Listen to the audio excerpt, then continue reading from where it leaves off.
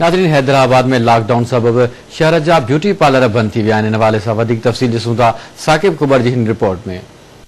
Lockdown खां पोइ शादी ऐं ॿियनि तक़रीबुनि ते पाबंदी खां पोइ ब्यूटी पार्लर पेशे सां सुलाल औरतूं बि मुआशी बदहाली जो शिकार थी वियूं आहिनि। हिन पेशे सां हैदराबाद जे ब्यूटी पार्लरनि ते सवें औरतूं कमु कंदियूं आहिनि, जंहिंजे घरनि जी चुल्ह इन रोज़गार सां बलंदी हुई, पर लॉकडाउन जे करे इन्हनि जे घरनि जी चुल्ह विसामी चुकी आहे। कोरोना वायरस ऐं लॉकडाउन जिते तमामु कारोबार सां सुलाल अवाम बुरी तरह मुतासिर थियो आहे, उते ई ब्यूटी पार्लर पेशे सां सुलाल औरतूं बि महीने जी पघार ते या डेली वेजिस ते कमु कंदियूं हुयूं, उहे बि परेशान आहिनि। हैदराबाद शहर में 300 खां वधीक ब्यूटी पार्लर आहिनि जिते घरेलू औरतूं कम कंदियूं आहिनि, पर लॉकडाउन के करे हू घरनि ताईं महदूद थी वियूं आहिनि। खुद देख रहे हैं कि कितनी परेशानी हैगी हम लोगों को।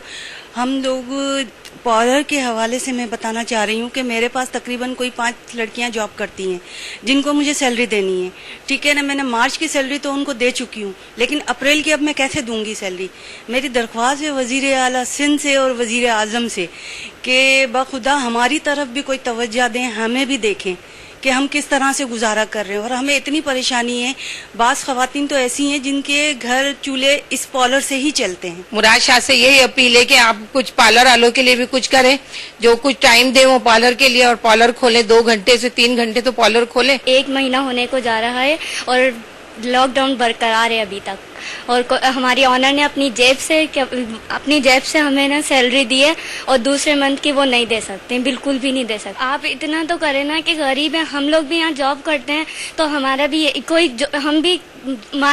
हम मजबूरी के तौर पर जॉब करते हैं यहाँ पर। शहर में लॉकडाउन खां पहिरियां जगह जगह ते ब्यूटी पार्लर ते इन्हनि जो कमु उरूज ते हो, पर हाणे ये औरतूं घरनि ताईं महदूद ऐं होम डिलीवरी सहूलियत फराहम करण जे लाइ तयार आहिनि, जॾहिं त कुझु औरतुनि पंहिंजे ई घरनि में आर्जी तौर ते ब्यूटी पार्लर क़ाइमु करे वरिता आहिनि। ब्यूटी पार्लर पेशे सां सुलाल औरतुनि हुकूमत खां मुतालबो कयो आहे त संदन लाइ को रिलीफ पैकेज ॾिनो वञे त जीअं संदन माली मदद थी सघे। कैमरामैन नियाज़ मल्हार सां गॾु साकिब कुबर, आवाज़ टीवी न्यूज़।